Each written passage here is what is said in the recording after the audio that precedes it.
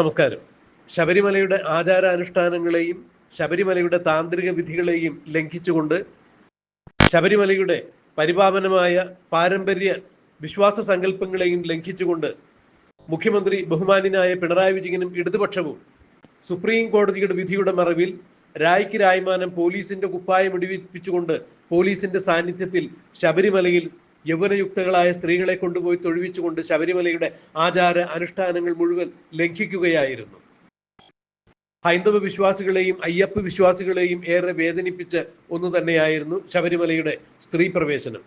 ഒരു നവോത്ഥാന നായകൻ എന്നറിയപ്പെടുവാനുള്ള മുഖ്യമന്ത്രി പിണറായി വിജയന്റെ നിഗൂഢ തന്ത്രങ്ങളായിരുന്നു.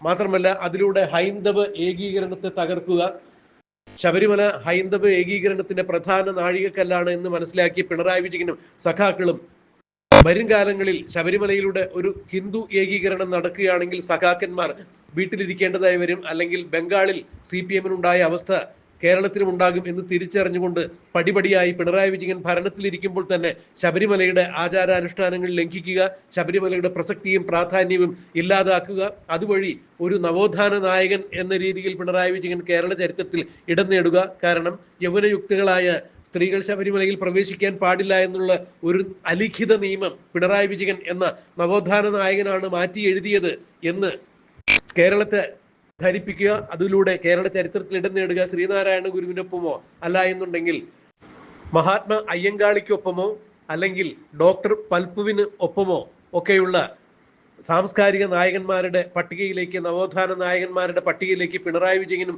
ഉയരാൻ സാധിക്കും എന്നൊക്കെയുള്ള ഒരു രീതി കൊണ്ട് തന്നെയാണ് ശബരിമലയിൽ ആചാരാനുഷ്ഠാന ലംഘനം നടത്തിയത്. ഒരു വെടിക്ക് രണ്ട് പക്ഷി എന്ന രീതിയിൽ ഹൈന്ദവ ഏകീകരണത്തെ തകർക്കുക എന്നുള്ളൊരു ഉദ്ദേശം കൂടെയുണ്ട് ഇതിൽ. അതായത് സ്ത്രീകളെ ശബരിമലയിൽ കയറ്റി നവോത്ഥാന നായകൻ എന്ന പട്ടം നേടുക, ഒപ്പം ഹൈന്ദവ ഏകീകരണം തകർക്കുക.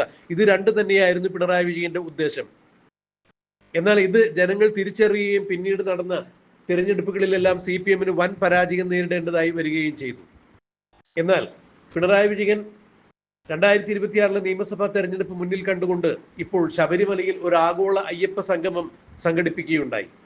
ഈ കഴിഞ്ഞ സെപ്റ്റംബർ 20 ആഗോള അയ്യപ്പ സംഗമം പിണറായി വിജയനും ഇടതുപക്ഷവും ശബരിമലയിൽ പമ്പാ മണപ്പുറത്ത് സംഘടിപ്പിച്ചത്. എന്നാൽ തിരുവിതാംകൂർ ദേവസ്വം ബോർഡിന്റെ പ്ലാറ്റിനം ജൂബിലിയോട് അനുബന്ധിച്ചാണ് ഇത്തരം ഒരു ചടങ്ങ് ഞങ്ങൾ സംബന്ധിപ്പിക്കുന്നത്, അല്ലെങ്കിൽ അത്തരം ഒരു ചടങ്ങിൽ പങ്കെടുക്കുന്നത് എന്ന വ്യാജേന തന്നെയായിരുന്നു തിരുവിതാംകൂർ ദേവസ്വം ബോർഡിന്റെ ഖജനാവിൽ നിന്നും കോടതി വിലക്കുണ്ടായിട്ട് പോലും പൈസ മുടക്കി ഒരു ധൂർത്തിന്റെ, തട്ടിപ്പിന്റെ, അഴിമതിയുടെ, ക്രമക്കേടിന്റെ മാമാങ്കം നടത്തിയത്, ആഗോള അയ്യപ്പ സംഗമം നടത്തിയത്.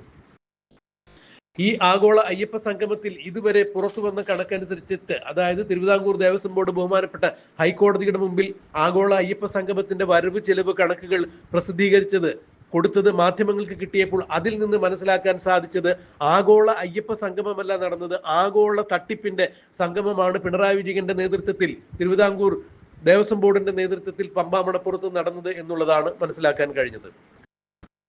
ശബരിമലയിൽ പമ്പാ മണപ്പുറത്ത് നടന്ന ആഗോള അയ്യപ്പ സംഗമത്തിൽ പങ്കെടുക്കുവാൻ വന്ന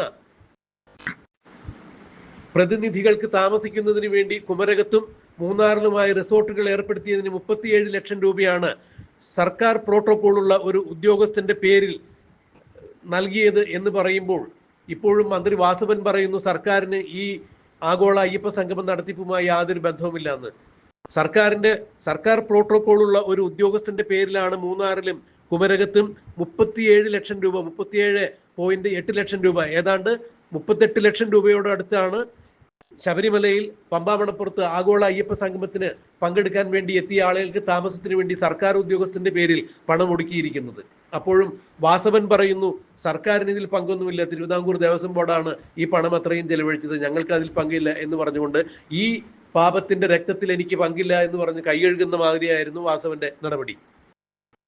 എന്നാൽ പിണറായി വിജയൻ ഒരു ദിവസം രാത്രി താമസിക്കുന്നതിന് വേണ്ടി പമ്പ സംഗമത്തിന് എത്തുമ്പോൾ പമ്പയിൽ തന്നെയുള്ള മരാമത്ത് വകുപ്പിന്റെ റെസ്റ്റ് ഹൗസിൽ പിണറായി വിജയന് താമസം ഒരുക്കുന്നതിന് വേണ്ടി 2,53 ലക്ഷം രൂപയാണ് ചിലവഴിച്ചത്. ഒരു രാത്രി അന്തി ഉറങ്ങുന്നതിന് വേണ്ടി മുഖ്യമന്ത്രി പിണറായി വിജയന് വേണ്ടി മാത്രം ഇത്രയും തുകയാണ് തിരുവിതാംകൂർ ദേവസ്വം ബോർഡിന്റെ ഖജനാവിൽ നിന്നും എഴുതി തള്ളിയത് എന്ന് പറയുമ്പോൾ പിണറായി വിജയന്റെ സ്വന്തം പാർട്ടിയായ CPM-ന്റെ കീഴിലുള്ള ഊരാളുങ്കൽ സൊസൈറ്റിക്കാണ് യാതൊരു തരത്തിലുള്ള ടെൻഡർ പോലും കൊടുക്കാതെ ആഗോള അയ്യപ്പ സംഗമത്തിന്റെ നടത്തിപ്പ് ചുമതല ഏൽപ്പിച്ചു കൊടുത്തത്.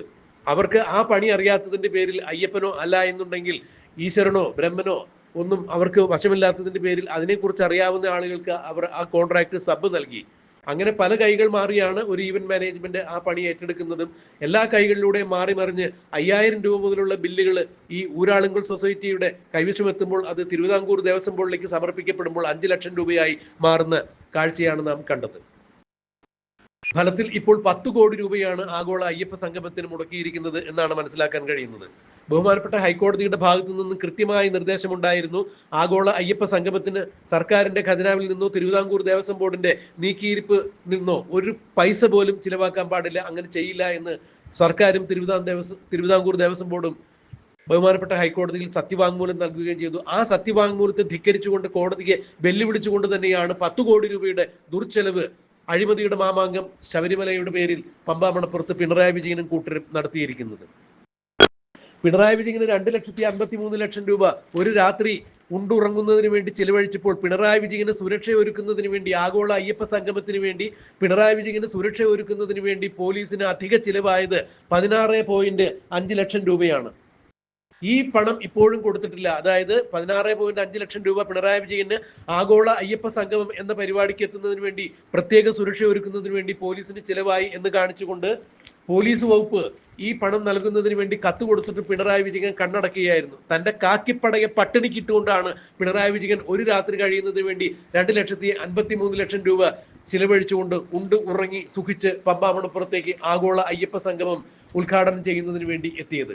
ധൂർത്തിന്റെ മാമാങ്കത്തിന്റെ ഒരു പ്രതീകമാണ് അന്ന് പമ്പാമണപ്പുറത്ത് കണ്ടത്. ആ മാമാങ്കത്തിന് കുട പിടിച്ചുകൊണ്ട് നിന്ന രാജാവായി പിണറായി വിജയനെ കാലം വിശേഷിപ്പിക്കും, ധൂർത്തിന്റെ രാജാവായി കാലം പിണറായി വിജയൻ വിശേഷിപ്പിക്കും എന്നൊക്കെയാണ് ഇപ്പോൾ മാധ്യമങ്ങളിലെല്ലാം വന്നുകൊണ്ടിരിക്കുന്ന വാർത്തകൾ. ആഗോള അയ്യപ്പ സംഗമത്തിന് വേണ്ടി എത്തിച്ചേർന്ന ക്ഷണിതാക്കൾക്ക് താമസിക്കുന്നതിന് വേണ്ടി മൂന്നാറിലും ഊട്ടിയിലുമായി 38 ലക്ഷം രൂപ ചെലവഴിച്ചു എന്നത് പറഞ്ഞ പോലെ ഇവർക്ക് യാത്ര ചെയ്യുന്നതിന് വേണ്ടി ഉപയോഗിച്ച കാറുകളുടെ ചിലവിന് വേണ്ടിയിട്ട് ഏതാണ്ട് 20 ലക്ഷം രൂപയോളം ആയി എന്നുള്ളതാണ്. 15 ലക്ഷം രൂപ കാർ ഓടിയ വകയിൽ ചിലവഴിച്ചു.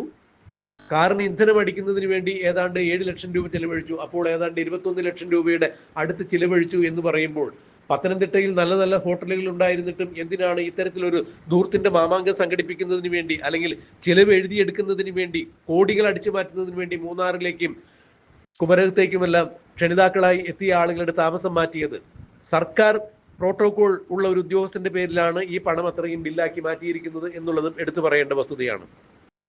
എന്നാൽ സ്വന്തം വകുപ്പ് പിണറായി വിജയൻ കയ്യിൽ വെച്ചിരിക്കുന്ന ആഭ്യന്തര വകുപ്പിലെ പോലീസുകാർക്ക് കൊടുക്കാനുള്ള 16.5 ലക്ഷം രൂപ കൊടുക്കാതെയാണ് പിണറായി വിജയൻ പമ്പാമണപ്പുറത്ത് വന്ന് ഉണ്ടും ഉറങ്ങി രാത്രി കഴിച്ചു കൂട്ടുന്നതിന് വേണ്ടി 2,53,00,000 രൂപ മുടക്കിയത് എന്ന് പറയുമ്പോൾ ഇത് ഏറെ ലജ്ജാകരമായ അവസ്ഥ തന്നെയാണ്.